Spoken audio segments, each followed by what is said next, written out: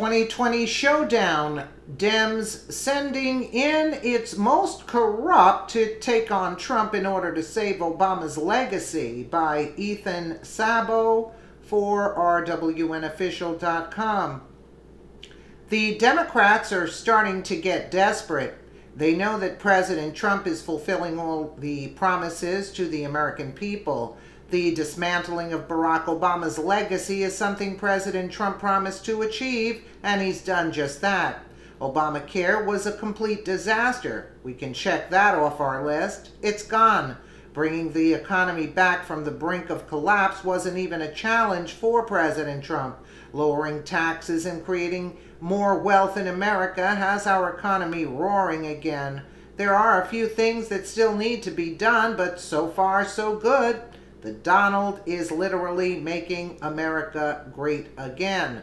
During the presidential campaign, then President Barack Obama told a crowd of people that there was no way Donald Trump could make the economy grow and bring back jobs from overseas. He claims there is no magic wand that Trump could wave to make companies invest and move to America.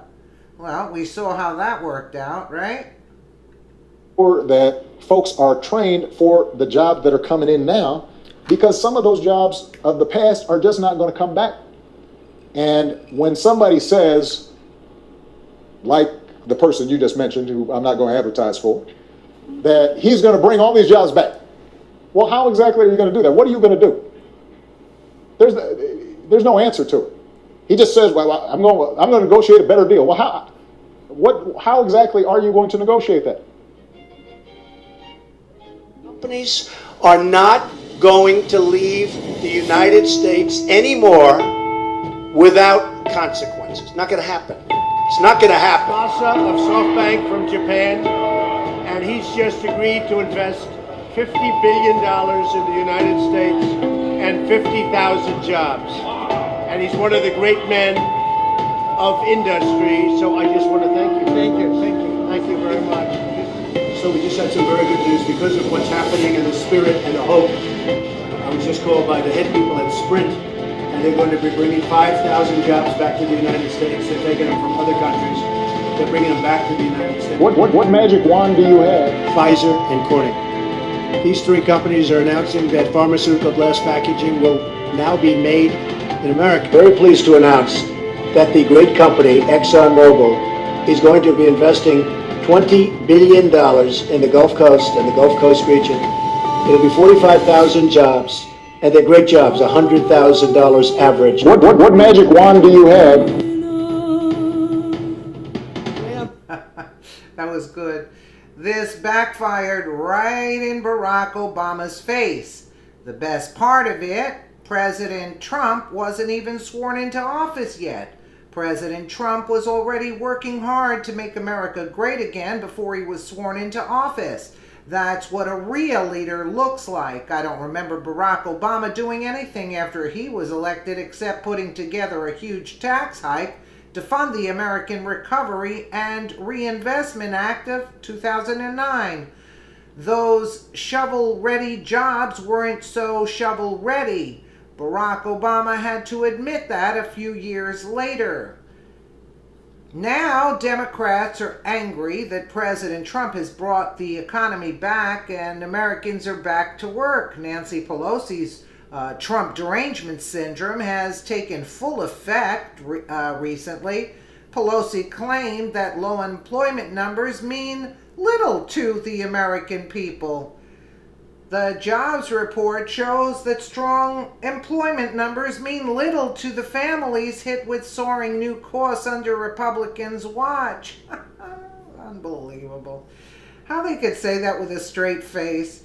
Democrats want the American people to become dependent. Yes, Democrats want them dependent on the government. They know they can control and manipulate them into doing whatever they want. Give a man free money and he will always come back. Make him work and he will disappear. That's why the Democrats are putting up their most corrupt candidates for 2020. Eric Holder's visit Friday to the state that holds the first primary along the road to the White House sparked further speculation that the former Attorney General is seriously mulling a Democratic presidential bid in 2020. In a speech and question and answer session at Politics and Eggs at the New Hampshire Institute of Politics, a must-stop for potential presidential candidates, Holder said only that a run is something that I'm considering, but he openly entertained what a matchup would look like between him and President Trump, both Queens natives. Two guys from Queens that would be interesting. New Yorkers know how to talk to other New Yorkers, Holder said with a smile. Yeah, but we're not like you, Eric. Let's take a listen. If you decide to run and you jump in, can you beat Donald Trump? Two guys from Queens. That'd be interesting. Notice he wants to compare himself with Trump. Really? You know, New Yorkers know how to talk to other New Yorkers. You know, whether it's on tweets or other ways. Will that decision be made independent of anybody else jumping in on the Democratic side, say a Joe Biden, somebody else high profile from the Obama administration? Oh, creepy Joe. Yeah, I think He's that worse than the this decision I make will be one that'll be personal. Whether or not I think that I could contribute, whether I thought that I could be a positive force, and I think it would be really kind of something that I would decide in a vacuum. 2020 watch. Eric Holder in New Hampshire asked about a hypothetical matchup with Donald Trump. Two guys from Queens that would be interesting. New Yorkers know how to talk to other New Yorkers. Adds, I think the decision I make will be one that will be personal. Yeah, wait till he gets you in the ring.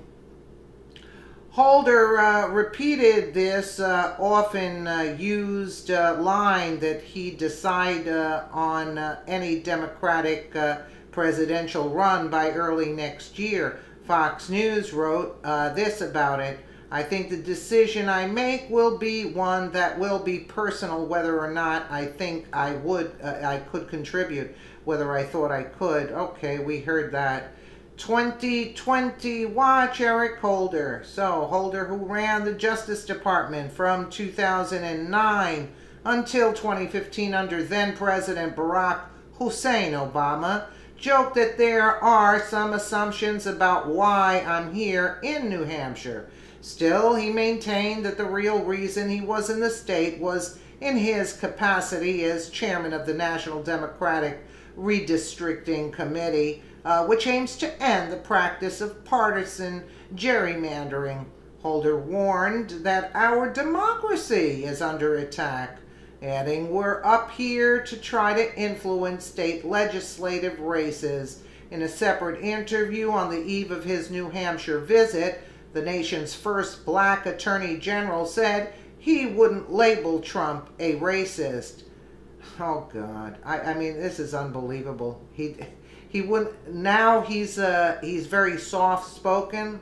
Wait till Trump gets a hold of him.